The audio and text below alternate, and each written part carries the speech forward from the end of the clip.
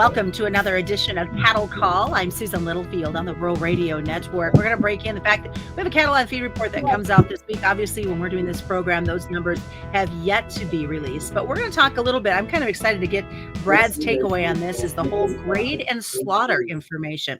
Where are we at when it comes to cattle trade, especially in the South? And as many know by now, the Oklahoma Stockyards are for sale.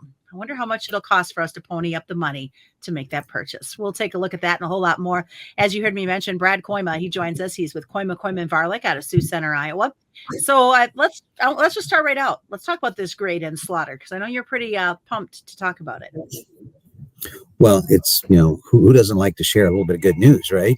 First of all, thanks for having me on, Susan. And I see you're wearing the brand and I'm not, but, skull. There we go. Right? Let's get back on the winning track here tonight, right? Exactly. Okay, so last week, I think I hinted at, I was hearing some anecdotal evidence that some of the grade was starting to deteriorate, particularly in the South, and you saw some proof of what appeared to be a packer that was searching for grade. As a lot of us are hearing stories about cattle right in my neck of the woods, which, by the way, is northwest Iowa, getting hauled all the way down to Kansas, for instance, and the packers paying the freight. So, they don't do that unless they need some cattle, or mostly need some cattle that grade a little better than what some of those cattle do grade in the South. Choice select spread's pretty wide. So this morning's data that comes out on Thursdays, which does give a grade breakdown, while the weights are still big, particularly in Texas and Kansas, this week's data really did show a dramatic drop in the grade in Texas and Kansas. So hopefully that's a harbinger or foretelling of, that we'll get another week or two down the road and we'll see that the weights come down, because we all know that grade is a function of days on feed, right? Now, there is a product that they feed now that is a little bit of that story, I think, because it increases yield but decreases grade. Most people know what I'm talking about. But to see the drop in the grade is encouraging. I'd say that tells me that some of this subjective comments that I've been getting, that it's getting tighter and tighter, the supply is in Texas especially, seems to be proven out by some of the data, even from the USDA. So I'm pretty excited about that. Typically when you're exporting cattle from the north to the south, that's a characteristic of a bull market, not a bad market. So question now, since we're talking about the South, what is and what have you heard in regards to dryness and these guys maybe not being able to put cows out on wheats at this point? Have you heard any big concerns? I've heard some concern about that generally in the South, Susan, but also a little bit in the Southeast. I really don't like to hear that, because I've been hoping that this was the fall that we were going to, turn that cycle and maybe start to see some retention of heifers. We don't have to do that to have a bull market. In fact, maybe this was the slowest long cycle of the liquidation I've ever seen. So I suppose it wouldn't be so uncommon to see the slowest, expansion cycle. So when you're in the middle of the expansion phase, of course, is when the numbers are the tightest. I've explained this before. You had 2 years in a row on January 1, broke records, the last two January 1s, where you had a higher percentage of heifers on feed than you've ever had. So, if they would save a few, of course, it would change those first quarter supplies dramatically. But maybe they won't be able to because of constraints with feed. Now, across the north, I think there's a little different story, Susan. The traditional north, what I call the Dakotas, Montana, Wyoming, Colorado. Those areas, I think there is definitely some retention, that they've had much, much more rain and a lot of grass, a lot of feed. You can't draw down that cow herd forever without doing some replacements to keep yourself on a par level of how many cows you want to have around. So it's a good question. It bears watching. The cattle on feed report tomorrow. I'm still not over the fact that we didn't get a July inventory report, as you know, but the report tomorrow is a quarterly report. So it's got a little more data on it. For those of you that follow this, don't follow it, you should, but whatever. So we'll get a breakdown of the number of steers and heifers on placements. Okay. So we'll get that percentage worked out, and maybe it'll give us a little bit of a hint whether or not you're seeing a few more heifers than the last 2 years. I'm anxious to see that. I guess I expect that that's what we'll see, but trying to outsmart her, I guess the USDA is problematic for sure. So do you think that's part of the reason why the South is just kind of digging in? And are they going to wait till after this report to do some selling? Well, I think that and the fact that they see the tight numbers around them and the replacement cost of cattle is tough. I mean, they're high enough, right?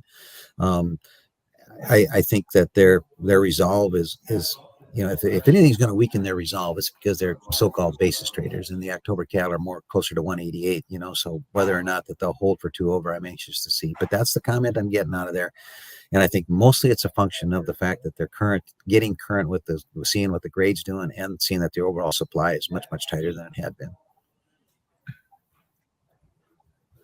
So how much did the world get rocked because of this whole E. coli issue with McDonald's and quarter pounders, even though it says it's the onions? It has nothing to do with the beef. Well, I think I mentioned it on this program before that, every day when you go home, there's a chance that something's going to come out overnight that makes the market go down the limit, right? Very seldom does one feel like there's there's a chance something's going to come out to make us go up the limit. Have who ever heard of thinking like that, right? So the market's getting, to the point where you're so prone to assume the worst. What's the next black swan, in other words? But this time, I'm kind of proud of it. The market handled this thing better than it had, and I think it helped that we weren't open when the news came out. People can argue with me, and that's fine. I might be wrong, but I believe that there's algorithms. I call them the headline algorithms that trade based on these headlines and react without knowing. Different than the old days of the pit where they'd go like, no, E. coli, yeah, but it's probably the onions on top, and we had a better job of interpreting and reacting whether or not it ought to be reacted to. Now it seems like that was a positive. We opened lower, we quickly went higher. I mean, to be just modestly lower after reacting to this whole E. coli story, and I would bet that the market's probably at or a little higher right now where we're visiting than what it was when the market closed there before that news came out. So it's always something, but yeah, the more we can get to confirmation that the burger is tested, the vegetables are not. Okay, that's the bottom line to that story, right? We cook the hamburger, for goodness sakes, right? That's the reason. So throwing the raw vegetables on top, it's high likelihood that that's where the problem's coming from. But let's tell the real story, right? Well, let's talk about the Oklahoma Stockyards. That word coming out earlier in the week. They're up for sale, and they're one of the last lone standing huge operations. Iconic would be the word I would use. Good word. Been around forever. It gets quoted. We talk about it. Oak City was 3 to 5 higher. Anybody that's been around it, and the evolution of this industry into let me just say this about a sale barn. It is the purest form of price discovery, the absolute purest form of price discovery, where a guy's bringing his stuff that he's raised and he's proud of, and we're going to find out from the people sitting on the seat what they're worth today, and that's what it's going to be. No formulas, no plus cost, this blah blah blah. But I'm afraid it's a casualty again. These sale barns are getting tougher and thinner and far and fewer between. Whether it's increased video, cattle moving through some of these videos, or whether it's just an increase in the amount of direct trade that's being done directly from the ranch to a feedlot. And it's hard work running these places, right? So I'm sad to see it. I hope somebody buys it and keeps it. We've got a couple sale barns around here that actually are kind of thriving because people are kind of tired of some of the video stories and different things like that. So I hope they can stay alive. It's kind of makes me kind of sad to hear about something like that again. But hopefully it's not the last time we hear about it.